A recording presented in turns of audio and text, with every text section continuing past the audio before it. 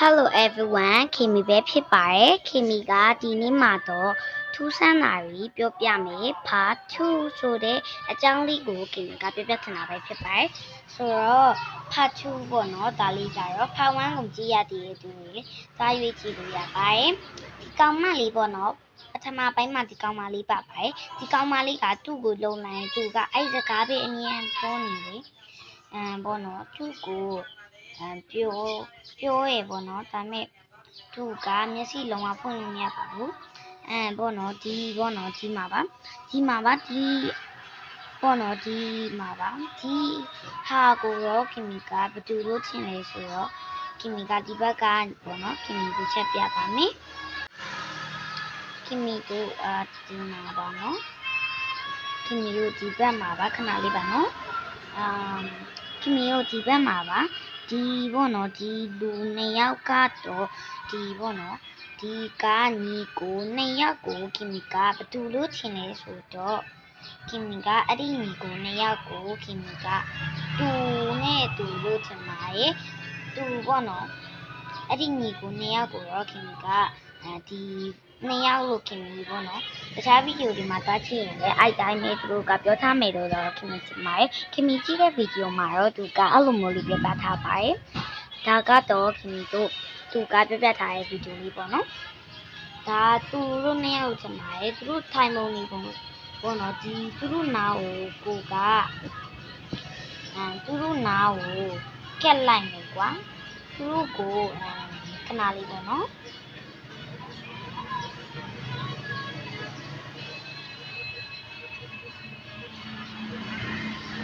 ဒီနာကိုခင်ဗျာနောက်ထပ်တော့ထပ်ကက်လို့မရဘူးဒါပေမဲ့သူကအဲ့လိုပဲစကားတွေပြောနေပါတယ်နောက်ထပ်ဒီမှာပေါ့နော်ဒီမှာပါဒီဘက်မှာပါခင်ဗျတို့ဒီမှာပေါ့နော်ဒီအဖွားကြီးကိုကြတော့ခင်ဗျကဘသူလို့ထင်လဲဆိုတော့ဒီအဖွားကြီးကိုတော့ခင်ဗျကဒီသူတို့ရဲ့နောက်ကျော်ကက်ရက်ကဒီပေါ့နော်ဒီကောင်မလေးရဲ့အမေလို့ထင်ပါတယ်ဒီကောင်မလေးရဲ့အမေကဘသူလဲဆိုတော့ခင်ဗျတို့သူကဈေးရောင်းတဲ့သူပေါ့နော်ခဏလေးပါဆိုတော့ဘီနာကအတန်လေးတွေစင်ញင်သွားရင်လေတောင်းမှန်ပါတယ်ဆိုတော့သူ့ကိုတော့ခင်မီကဘယ်သူလို့ထင်လဲဆိုတော့ဒီပေါ့နော်သူ့အမေကိုတော့ခင်မီကဒီသူ့အမေတို့ကိုတော့ခင်မီဒီဗီဒီယိုလေးရှည်သွားရင်လည်းတောင်းမှန်ပါတယ်နောက်ပြီးတော့ဘီနာအဆန်လေးတွေစင်ញင်သွားရင်လည်းတောင်းမှန်ပါတယ်ရှင်ဆိုတော့ခင်မျိုးဒီမှာပေါ့နော်ခင်မျိုးNew Year Festival ဒီမှာပေါ့နော် New Year Festival ဆိုရင်သူဘာပဲပြောလဲခင်မီတီးတယ်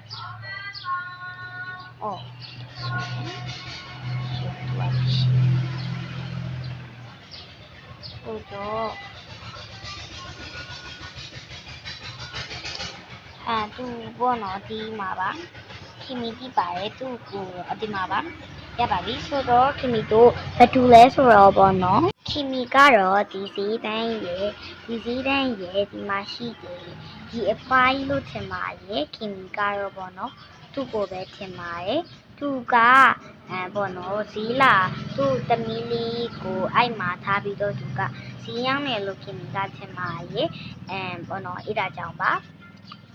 နောက်ထပ်တစ်နေရာကိုတွားကြရအောင်ကဲနောက်ထပ်တစ်နေရာကတော့ဒီမှာပါဒီပေါ့နော်ညရောက်ရင်ပေါ့နော်သူကလာတတ်တာပါသူတို့ညတော့မရောက်သေးဘူးနည်းနည်းအဲ့လာတတ်လို့ထင်မုံတာညမရောက်သေးလို့ပေါ့နော်ဆိုတော့ခင်မျိုးဒီလာလာလို့လိုက်ပါမယ်ဒါဆိုရင်တော့မောင်းသွားပါပြီ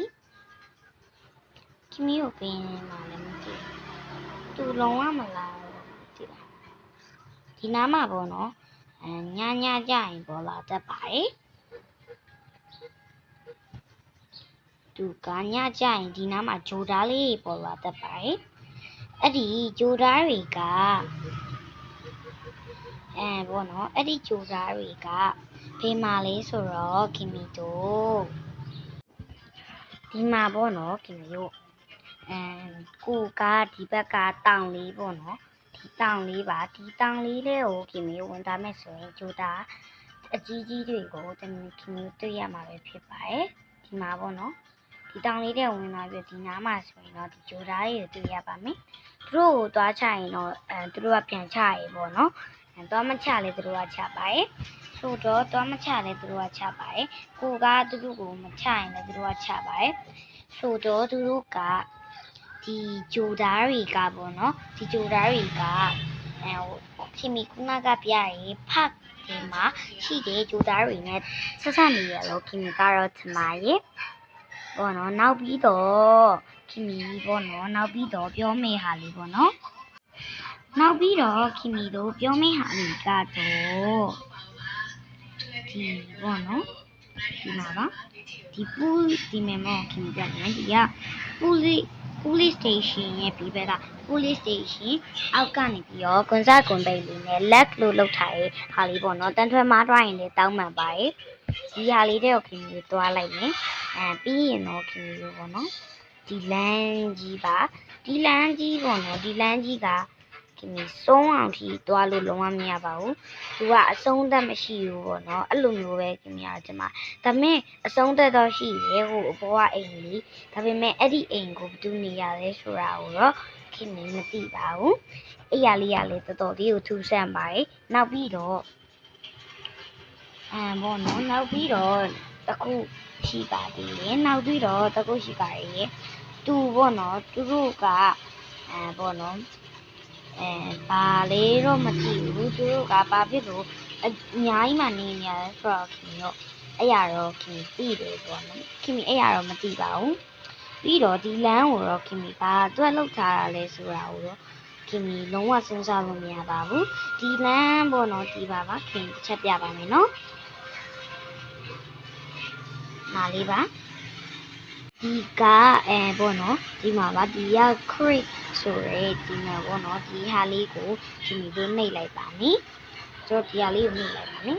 ဒါလေးကိုနှိပ်လိုက်တဲ့အခါမှာအရှိတက်တဲ့ကိုပဲသွားပါခဏလေးဂျူတိုင်းနေတော့တူတယ်ပေါ့နော်ဒါနဲ့ဒီအရှိတက်တဲ့ကိုပဲသူကသွားပေးရပါတယ်လွတ်သွားတဲ့အခါမှာဒီဘက်ကိုတွေ့ပါလိမ့်မယ်ဒါဆိုရင်တော့သူကဒီဘက်ပေါ့နော်ဒီကူကြီးပဲဖြစ်ပါတယ်အဲ့ကူကြီးနဲ့အဲ့ဒီလမ်းကြီးကခုနကpolice station နဲ့ဆက်ထားရပေါ့နော်ခင်မီတင်တော့ police station ကိုတွားရလမ်းလို့ပဲခင်မီတော့ထင်ပါတယ်ပေါ့နော် police station တွားရလမ်းလို့ထင်ပါတယ်ဒါပေမဲ့ခင်မီဒီလမ်းကြီးကိုတွားကြည့်မယ်ဆိုရင်တော့လုံးဝအဆုံးသက်မရှိဘူးလို့ခံစားရပါတယ်ပေါ့နော်အဲ့ဒါကြောင့်ပါဒီဗီဒီယိုလေးကအရန်ရှိသွားရင်လေအားလုံးကိုတောင်းပန်ပါတယ်နောက်ပြီးတော့ဘေးနားကအတန်လေးတွေအရန်ဆူညံသွားရင်လေတောင်းပန်ပါတယ်လို့တခါရဲကြည့်ပြောထားခြင်းပါတယ်ရှင်ပေါ့နော်ဒီပါနောက်ထပ်တစ်ခုကကြတော့ဒီက school ပေါ့နော် school ရဲ့ဖူးရဲ့ဒီဘက်ဘေးနားလေးမှာပါဒီတိုက်ခန်းလေးပေါ့နော်ဒီမှာပါကူနကူရှိပါတယ်အဲ့ဒီကူတဲကိုသွားကြည့်ကြမယ်ဆိုတော့ခင်ဗျတို့လေကူတဲကိုသွားကြည့်ကြပါမယ်ခင်ဗျတို့ဂျက်ဖတ်နဲ့မတုံးရင်သူကတော်တော်ကြာအောင်သွားရပါတယ်အဲ့ဒါဒီမှာပါတော်တော်ကြာအောင်သွားပြီးတဲ့နောက်မှာတော့ဒီမှာပါအယူစုကြီးကိုတွေ့ပါလိမ့်မယ်ခင်ဗျသူ့ကိုသွားထိရင်တော့သူကပြန်ပြီးတော့တိုက်ခိုက်တယ်ပေါ့နော်အဲ့ဒါကြောင့်ခင်ဗျတော့မထိကြတော့ပါဘူးနောက်ထပ်ဒါတော့ငွေရောင်အယူစုတဲ့ဒီဘက်ကူပေါ့နော်ညာဘက်ကကူမှာတော့ငွေရောင်အယူစုလူသားရှိပါတယ်ဒီဘက်ကဘယ်ဘက်ကပေါ့နော်ဘယ်ဘက်ကကူမှာတော့ရွှေရောင်အယူစုရှိပါတယ်ခင်ဗျအဲ့ဒါကိုလည်းဒီလိုတော့ပြပါမယ်ဒီချာတော့သူကကြည့်ထားရတယ်ဘာဖြစ်လို့လဲဆိုတော့သူနဲ့ထိတ်တိုက်ကြီးတိုးတော့မှကြောက်လို့ပါခင်ဗျ